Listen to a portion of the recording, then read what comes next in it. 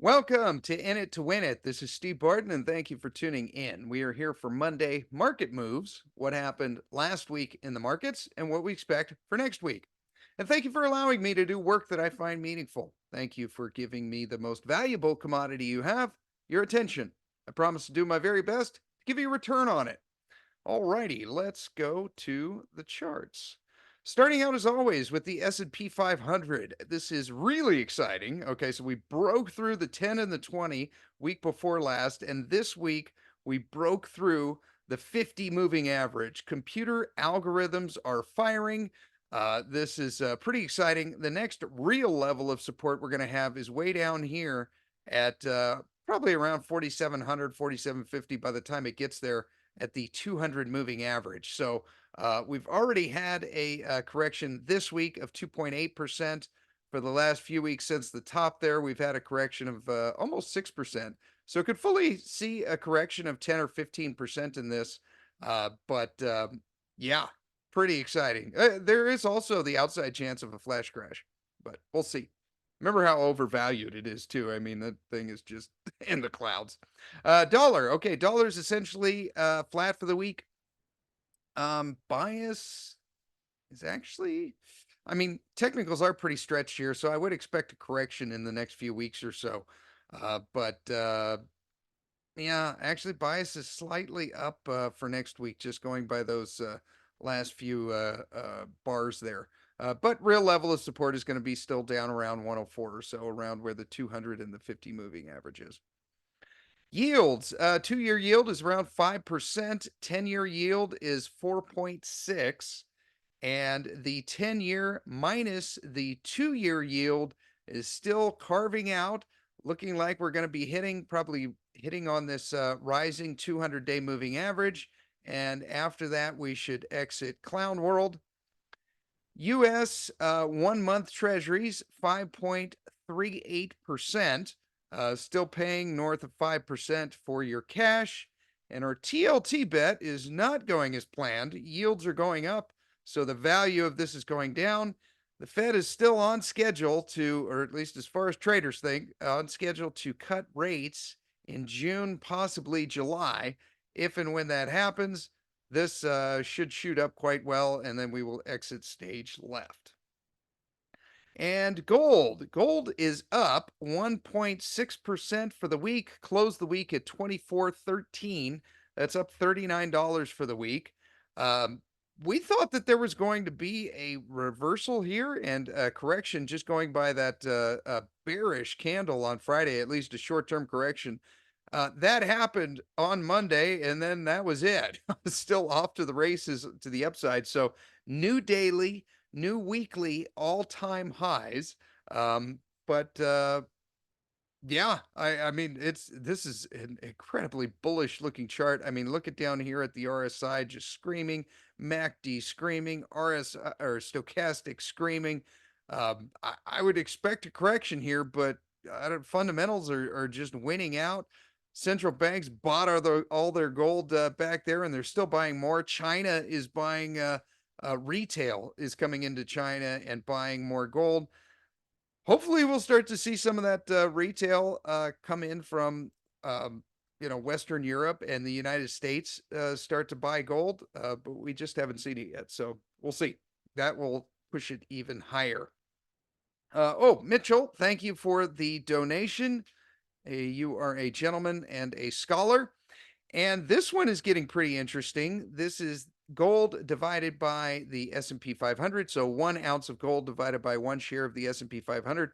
Now, someone wrote in comments weeks ago, and I apologize, I can't remember who, but they said that when it gets to 0.50, then that is a trigger to something. And I can't remember what it was. So I'm sure you're watching now. Put it in the comments below when it reaches that 0.50 ratio. What was that a bullish case for, or a bearish case for? I just can't remember, but it looks like it's probably going to hit next week. So would love to find out what that was. All right, and GLD, our put, is continuing to get slaughtered, looking like it's going to expire worthless.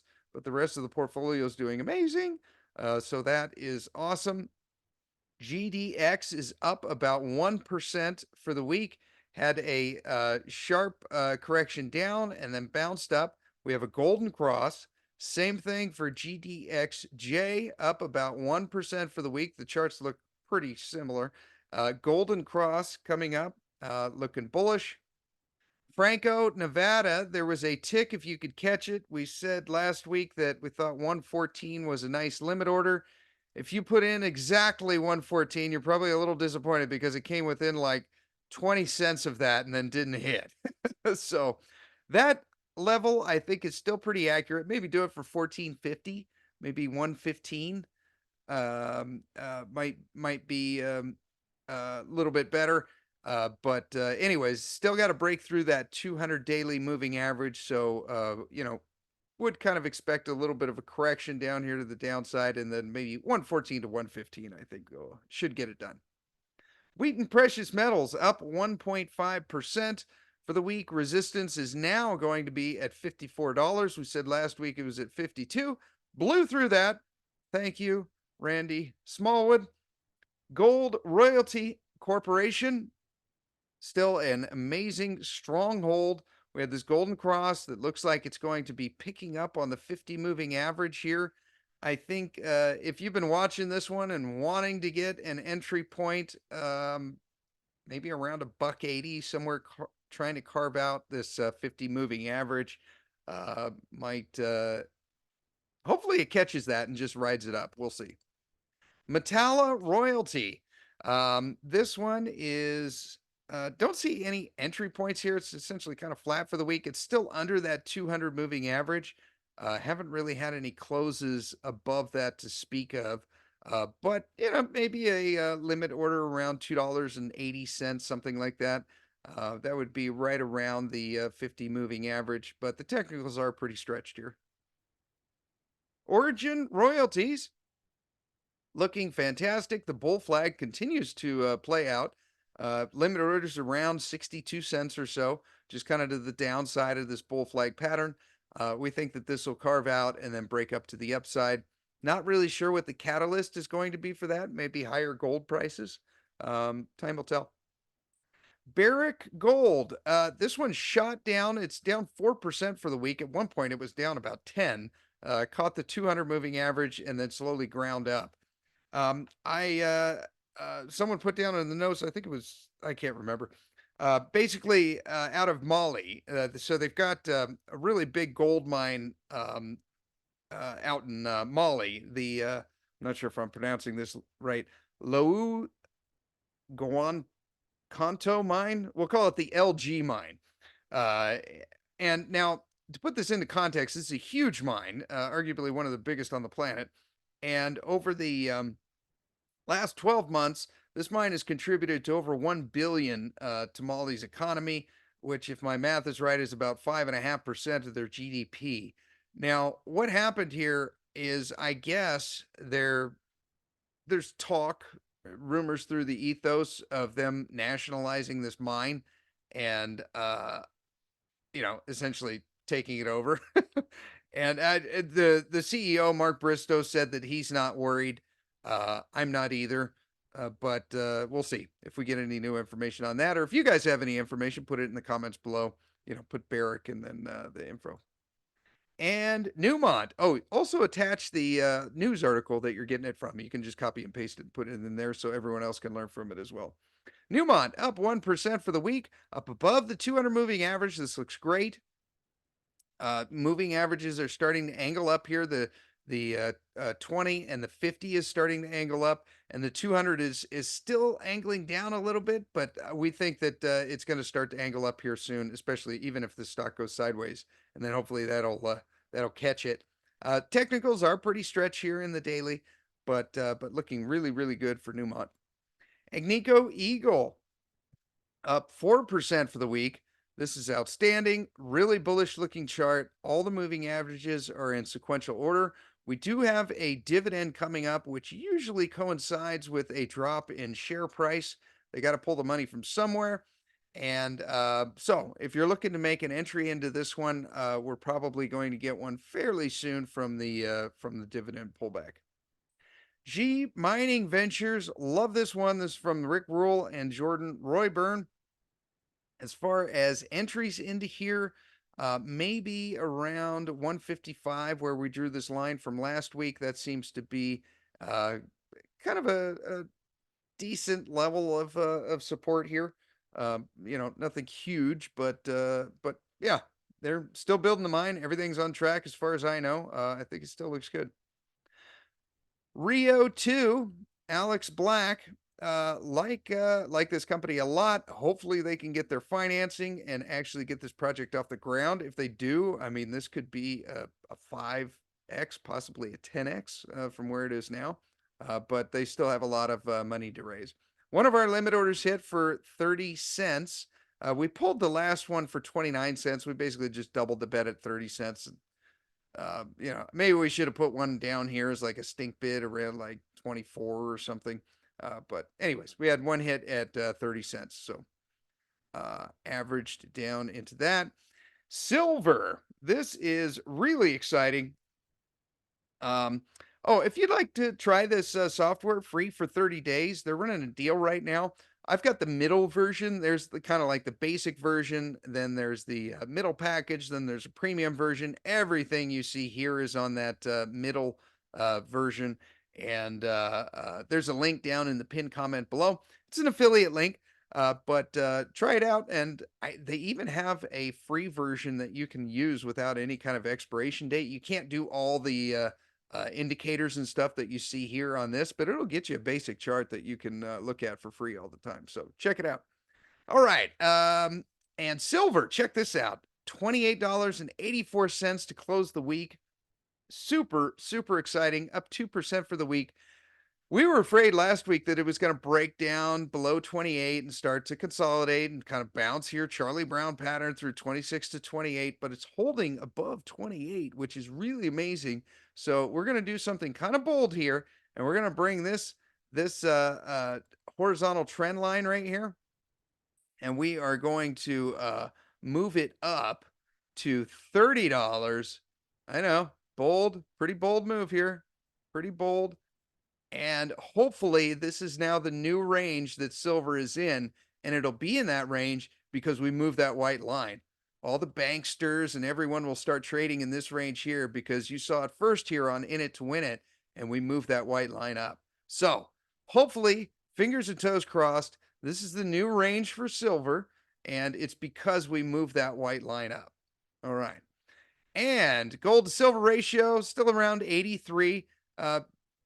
Don't really see any patterns here or anything. I mean, I guess maybe we could draw a trend line or something like this. I don't pay a whole heck of a lot of attention to this gold silver ratio other than it tells me what metal to buy. And basically, when this is north of 60, I'm more interested in silver. And when it's south of that, then I may be more interested in gold. That's about it. SILJ, the junior silver miner ETF, basically flat for the week, but a little bit volatile, and fell down. There was a nice reversal bar there if you could catch it, but technicals are really stretched here. I think that if you have any trading positions, we should probably think about closing them. Same for Pan American Silver. If you have any trading positions here, you should probably think about closing them. Long-term portfolio, if you were able to get back in here where it was super cheap, this is a strong, strong hold. Although it wouldn't surprise us at all if silver does correct, and then this one will get hit even more. But love Pan American Silver, looking fantastic. Silvercrest Metals. This thing shot up on Tuesday, probably because Rick Rule and I talked about it. That's a joke. Anyways, up 9% for the week. Looking fantastic. Yeah, really excited about this. Once we get more information on this, we'll be able to pick Rick's brain a little bit more, but we're not selling anything. We are completely in the black on this thing, especially because this arrow right here is a little deceiving because it's the same size as the others, but that was the back up the truck moment. So really excited on this one. We may actually trim our positions a little bit, but I'm I think that silver's probably going to break out of $30 sometime this year, and when that does, these silver stocks are going to do amazing. And I think that yeah, I like this company a lot. No debt. They paid it all off. I like it. I love it. Oh, and hands. You submitted Socotamo Silver. Go ahead and put down in the notes this week what's the exchange and what's the ticker. There was just way too many options. I don't know which one you're talking about. Okay. And copper, paging Dr. Copper. Copper is up 5.5% for the week. Closed the week at $4.50. This is happening faster than I thought. Uh, I don't know if the recession, the incoming recession, is going to be bringing copper down. Maybe that's why copper has been so cheap for the last year, is because it already priced in the recession. But looking fantastic for copper. Thank you, Peter Granich. He got us into copper maybe a year and a half ago or so, when he basically gave his base case for it. And then after that, we started, okay, what's our beta play in copper here going to be? Let's just get some bets in so we don't miss this thing. And that's exactly what we did in COPX. Easy beta way to play copper. This one is up about 1% for the week. It'll probably play catch up to copper next week. And COPJ is the Junior Copper Miners ETF through Sprott. This one is probably going to play catch up next week as well, but essentially flat for the week. And then Arizona Metals. This one is down about 7% for the week. There is a slight little trend line. We said that if you wanted a limit order, one around $1.55 last week might not be bad. If you got it in there, it hit. Actually got a little bit cheaper, got down to 148. You might be able to put something into this trend line right here. Maybe not, but I would put more weight on this 50 moving average. So maybe your first is right around 155, and then the next one around 145 or so, which would hit that moving average, the 50 moving average. All right, and uranium still around $90 to close the week. Although I did see a tweet from John Quakes that they're signing contracts with floors, in other words, a bottom price, but no ceilings, so no top price. So this is definitely a seller's market. Sprott Physical Uranium Trust is trading now at a 7% discount. Not quite the juicy 13 to 14% discount that we saw back here, but getting close. So we might actually get more of a discount. If we get north of 12 or 13%, we're going to buy some more. So that's just us. But they did not add any pounds. They're still sitting at just shy of 64 million pounds of yellow cake that is unavailable to the utilities. Cameco is down about 3% for the week. Don't see any entries. What did I do there? There we go. Okay, so next level of support gonna be, oh, this is kind of interesting, kind of forming up the cup pattern. We'll see how the handle irons out, but I would see support right around $46. And Kazatomprom, if you have been waiting for a deal, then you got one here. And this is what opportunity looks like. Okay, so see how we bounce down. We were talking about last week that the this trend line level of support here is at $38.50. So if you had a limit order in there, congratulations, it hit. You're now an owner in Kazatomprom. Look, it bounced right there off the 200 moving average. Technicals are getting pretty stretched to the downside. Looking really good. If you don't have a position in Kazatomprom and you want one, this is the time to do it. And URA down 4.5% for the week. Support is going to be around $29 and then again at $27. So those would be interesting limit orders. 27 would look really good because that would line up back here and hit the 200-day moving average. URNM down 5.5% for the week, and support is still going to be around 48.50 and then again at 47. URNJ is down 6% for the week. $23 is going to be the support right around where this white trend line is drawn. That would line up pretty well with the 200 moving average. Technicals aren't quite where we want them yet, but if they got down to 23, I think that would be a great buying opportunity. UROY down 3.5% for the week. As far as the next level of support, it's going to be around $2.15. You could argue that there is a bit right down here at $2.30, but I think 215 just looks slightly better. Energy fuels down 5.5% for the week. Really glad we got the longer dated option going out to September. Kind of hit a double bottom right here. We should have just taken our profits at 30% right up here. You know, sometimes just hitting a double is great. But looking decent for this one. We did have some lowish RSI, kind of lowering MACD, pretty in the toilet stochastic. So with this double bottom here, we'd expect this to bounce next week, but time will tell. Oil down 4% for the week, looking fantastic. Did break through that $84 level, but not to worry. We have a golden cross right here. We got the 50 moving average to catch it. We have the 200 moving average to catch it. We have the 400 moving average to catch it. Not concerned one bit, especially with all the turmoil in the Middle East that's going on right now. We think this commodity is going to do very, very, very well. Would love to see it just kind of grind sideways and maybe ride that 200 slowly up. I think that'd be pretty bullish for this commodity. And XLE down about 1% for the week, looking fantastic. Yeah, like this one a lot. Don't see any entries, but you know, the entries were had back here when oil was, you know, south of $70 a barrel.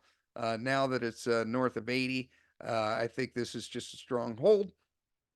And Exxon Mobil, collect your dividends. Don't see any entries here. This one is basically flat. What we'd like to see here is we'd like to see a cup and handle. So we got this right here, like that. And now we ideally want to see this come down not more than 38.5% from here. Not more than 38% from there.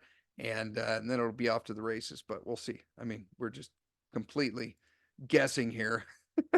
But if I was a technical god and I could influence what Exxon was going to do, I would have it come back down here, touch the 38%, and then double bottom, and then move up, and then I would buy more. Blackstone Minerals, this one is amazing. It's down 3% for the week, but shot back up, closed the week around $15.50. Love this one. The reason it shot down, I believe, thank you, Joe Warren, is they lowered their dividend from 47.5 cents to 37.5 cents. So instead of getting the 13% dividend or whatever it was, now it's going to be 9 or 10, but still a great deal. I think they're getting hit by the cheap natural gas, and as you know, we all know that natural gas is in the toilet. That can't last forever. And when that reverses, I think their dividends will probably pick up. So could create a really good buying opportunity, and their dividend is coming up here. So you know, usually when this company pays dividends, it creates good buying opportunities. So at least in the managed accounts, we've got limit orders at $15.50, $15, and then again down at $14.75 for a stink bid. And yeah, and then freehold royalties for the Canadians north of the border. I like limit orders right around this 50 and 200 moving average. See, we're about to get a golden cross right here in freehold. I think anywhere around there. If this dividend has a little bit of a pullback, which they don't always do just because this one pays monthly, so it's not as big of a hit as like the quarterly or semi-annual ones. But yeah, kind of anywhere around here, maybe around $14, something like that. 14 to 14.25. And Woodside Energy down about 3%. Option is not looking good. I guess we should have cashed out here when we're up about 20%. But Don't really see a whole heck of a lot of back support. Let me get rid of the volume here, and then maybe we can. Nope, fell below that. That's not good. Um, okay, there is some support back here. Let me go out to the weekly here. I mean, COVID lows way down there. No, I don't know. I mean, is kind of hitting back here of the GFC. Um, again here in 2016, and then so there is a decent amount of support where it's at now. Although I'm not real convinced. Yeah, I biases to the downside for next week. Okay, and Gustavo wants to know about Equinor. There's another oil and gas play. Basically, what do we see? Okay, so we drew this white line. We basically see a decent amount of support around $25. That might be interesting for a limit order. I suppose you could also run a retracement here, but I think we're kind of guessing at that point. The retracement would bring you somewhere between 26.17, 26.68. Although I would rather just see it come down around this $25 level, have some type of double bottom, and then that might create a nice entry point. I mean, it does have, they are slightly buying back shares, not a huge amount, but they are buying them back. And they have a dividend around 4%, so not bad. And natural gas still in the toilet. It's down about two cents for the week. So at these levels, that's around, what is that, about 1%, down about 1%. And natural gas to oil still historically cheap when we go out on the monthly time scale. The last time it was this cheap was February 2012, and our table doesn't go out that far. It only goes back about 34 years. So not enough. I mean, this is just the cheapest it's ever been as far as energy when it comes to natural gas. Devon down about 3% for the week. Bias is going to be to the downside here. Looking, yeah, yeah. We do have a golden cross here, but did break through the 20 moving average. Unless it catches it and continues to ride up, next real level of support is going to be around 47.50 or so, and that'll line up with the 200 and the 50 moving average. Equitable down 1% for the week. We still got our limit order back here for $33. Although, I didn't see this at first when I was putting this together. There might be an argument here for, I mean, that was a tick if you could get it right there on Tuesday. There might be an argument for around in this range right here. Yeah, there's a decent level there. Okay, so maybe 35.25 to 35.75, somewhere in that range would hit in the retracement. So if you see next week, if you see a double bottom, let me get rid of some of this extra stuff on here. There we go. If you see a double bottom kind of lining up with this hit on Tuesday around 30, what is that, 35.25, and then bounce to the upside, I think that'd be a good entry. But personally, I'd want to wait. I just got it back here for 33, and then I'd kind of want to wait for this dividend to play out, and then it might get a little bit cheaper. All right, and thermal coal. Thermal coal is actually starting to get up and up above the 200-day moving average. And met coal is also starting to get up. And last week we were all, no, we want to see this thing get cheaper, not more expensive. So looking back, I hope this wasn't the bottom back here. We'd like to get more coal, but maybe it was. Maybe we'll get lucky. And like last year here, you can see if I zoom in a little bit, you can see that we got a double bottom here. The year before we did not, although it got cheaper, but there's been a lot of inflation since then. So maybe this is the new bottom. But hopefully we still get a little bit more downside. We'd love to get more coal, the coal ETF here. Hopefully that wasn't the cheapest that it got, but with very little time on this, very little trading volume, it's tough to kind of tell. If this corrects back down to the 50 moving average, we may actually get an entry into this. We'll see. That would be around 23.10 or so. But so far, we still got our bids going in and down. Hopefully, this complies. Maybe it will. Maybe it won't. And Glencore is down about 1.5% for the week. This looks fantastic. I pulled the limit order down there for $8.56. That's probably a pipe dream. And I think this is a good stock to answer Neil's questions. Neil says, thanks for the video, Steve. I follow them, especially for overall market trends and entry prices on specific stocks.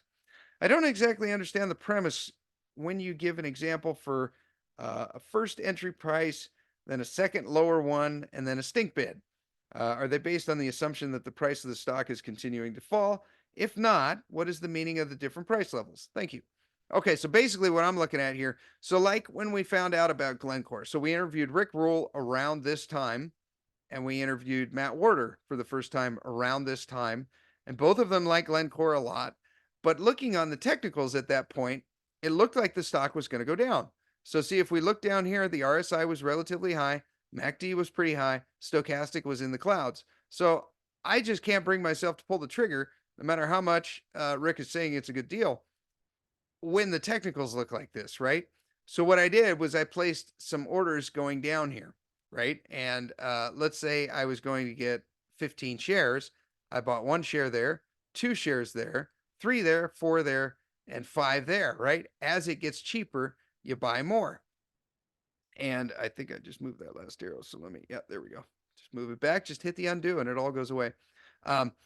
And so that's basically it, is if it looks technically like it's going to go down, I want to buy more. And with this one especially, what I did was I just put in limit orders and then they just hit along the way. If I happen to be looking at it at the time and I thought it was a pretty good level, then I'd put one in, and same for down there. And that's basically it. The stink bid is essentially like, I look at it like a stink bid is something that I think has an 80% chance of not hitting and a 20% chance of hitting. So it's a stink bid. It's, you don't think it'll hit, but if it does, then you get it. You know, if you don't put the limit order in, then it's impossible for it to hit. So you might as well put it in, and then you get it. So that's basically it. Is like, as it gets cheaper, if you really believe in the fundamentals of the company and you would be happy, like Warren Buffett says, you hope you buy a stock and then the price gets lower so that you can buy more. That's exactly what we're doing here. And we are way in the black on this one because our biggest purchases are as the stock got cheaper. That makes sense? Okay. AMR, we got our first 2 entries in here. Still got our limit order for 300 and another one in here for 265. Probably not going to happen. I don't really see any entries right now. You know, maybe another one down here around like $3. $3. I wish it was $3. $310 for AMR might be the next level. And Warrior Met Coal is up 7%. We still have our limit orders in down here. That may be a pipe dream. We'll see if Met Coal can correct. Then this one should correct even more. And Console, basically flat. We've got some initial support is going to be around $78. Hopefully it'll catch down here around the 400 moving average. Yancoal, our dividend play for coal, shot up 2.5% for the week. Some major support around $5.25, I think would be a good limit order. And Whitehaven is up 2.5% for the week, just like Yancoal. Don't really see any entries into this at all, but support around $7. That would be around the 50 and the 200 moving average. And Peabody, BTU, appropriately named, up 4% for the week. We see some support. Let's see, where do I see support? Around $22, something like that. Is on the 200 moving average, so that's saying something. But if I was going to make a purchase in this, I'd make it around $22. And ARLP, Joe says, let's see. It's not a classic pattern, but kind of looks like a cup and handle formation since 2018 that could lead to a big move up? Please comment next week. Has the handle now extended too far to the right and broken the pattern? Okay, so ideally, when I look at these cup and handle patterns, I like to see so I think this is what you're talking about, Joe. I think you're talking about right back here and then basically correcting down and then coming up. And then there's your handle. I believe that's what you're talking about is that right there. Ideally, what I like to see on these cup and handle patterns is what it looks like with gold and the how it rises up and then starts to form the cup. So it's a huge move up, then a consolidation down, and then rising up and then forming the handle. Now, if we go back here to ARLP, see how it's kind of like moving down and then it really starts consolidating down. I did some research before this on cup and handle patterns, and I think this is still a cup and handle pattern, but it's one that I just wouldn't even pay attention to. But if you were going to bet this, I can definitely see a cup pattern here, and I can definitely see a handle pattern here, right? And it's good that it's angling down. As far as time, I think generally speaking, you don't want this to be longer than about half. So this started in early 2019, and this hit here in September of 2022. So 19, 20, 21, and then 22. So we got basically like 4 years here, right? And 19, 20, 20, 3.5. And then the handle portion here is from late 2022 until today. So about a year and a half. So I think we're still kind of in that ballpark.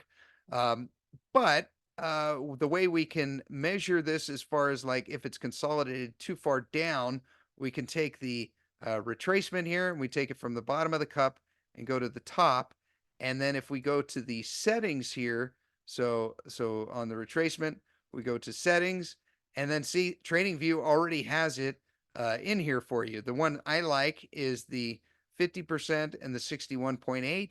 And then this one works nice for the cup and handle patterns. And if we move down here to 38% retracement, hasn't gone below that. We definitely don't want it to go below the 50% retracement, but it's hanging kind of right around that 38. And if it hit that 38 again, like down here, I think that might be a decent entry point. But anyways, hope that helps, Joe. All right, and moving on to Bitcoin. Bitcoin is at 63,600. 63,600 as of right now. We're recording this on Friday, April 19th. And I thought the halving was supposed to happen today. If anybody knows when exactly that's going to happen, put it in the comments below. So thought this might, shoot up. Maybe not. Kind of looking like a bull flag here almost. You guys could probably already see this, right? I mean, we put that up there, and then we go like that, and then we go like that. Kind of the bottom end of a bull flag. I don't know. We'll see. We'll see if that irons out. But if it does, then maybe a purchase around 60,000 and then catch the move up. And platinum down 6% for the week, closed below $1,000, closed at $943. Interesting right here. We're going to get a golden cross, and yeah, a lot of support around $925 to 900. Easiest way to play that is PPLT, and we got quite a bit of support right here around $84.50, and then a stink bid around $80. Palladium down 2.3% for the week. Support is going to be at $980, and you can play that on PALL. And the way the orders that I would be looking at are stink bids around $85. SPPP is down about 2.5% for the week. This is kind of interesting right here. Not that it has to obey this, but this is kind of an interesting trend line. somewhere right around there. I mean, maybe that's a tick if you could catch it and just buy it on Monday, but I would prefer to wait for a stink bid around $9. And Revelation wants to know about surge battery metals. Now, this one's kind of interesting. Um, Looking like it's coming up on kind of a double bottom right here. Let me go out a little bit further here to the weekly.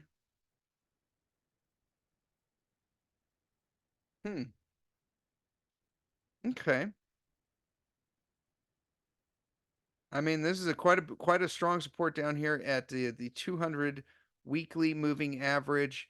But I do kind of like that double bottom right there. Um, this is a pretty small market cap, if I'm not mistaken. Let's see. Yeah, 62 million Canadian, limit orders only. Um, eh, I mean, lithium probably still has some more downside. So personally, I wouldn't be betting on this. But if you believe in this company and you think lithium's going to do well, kind of around where it's at now might not be terrible. I mean, you kind of have a double bottom here, maybe a limit order right around 37 cents.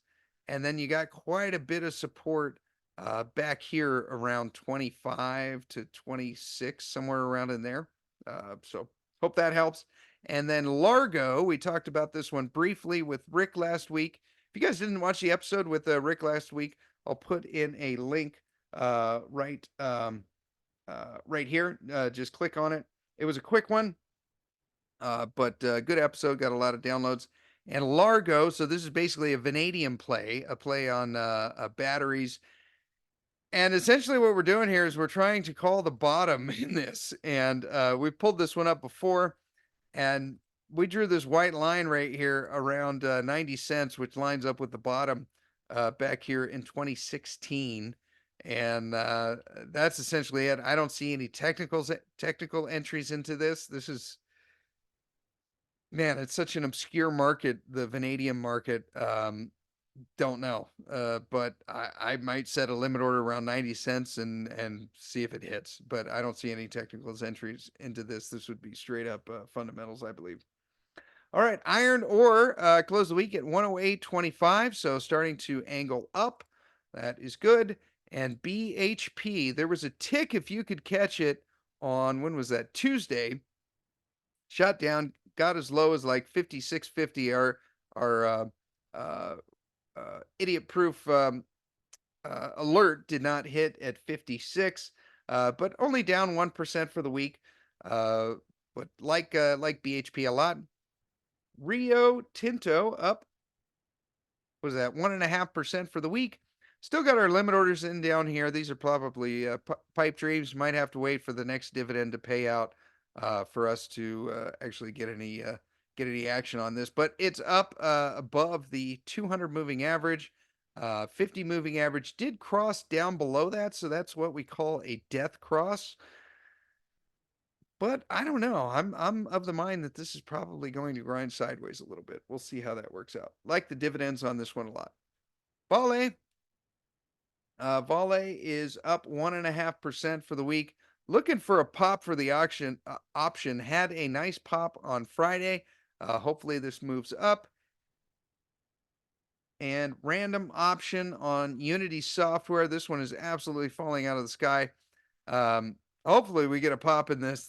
This was a technical bet. I mean, we got one way back here that it's still above, but that's, I think, kind of our last line of support. I hope you guys got something out of that. There is no interview next week, but we will be back here next week with Monday market moves. So we will see you here for that. If you're enjoying the show and would like to donate to the cause, there is a link in the show notes below. And thank you to all who have donated. Hit the like and subscribe and share this with anyone that you think needs to hear it. Probably your buddy. They can't stop talking about tech stocks. You have yourself a great rest of the day, and we will talk to you next time.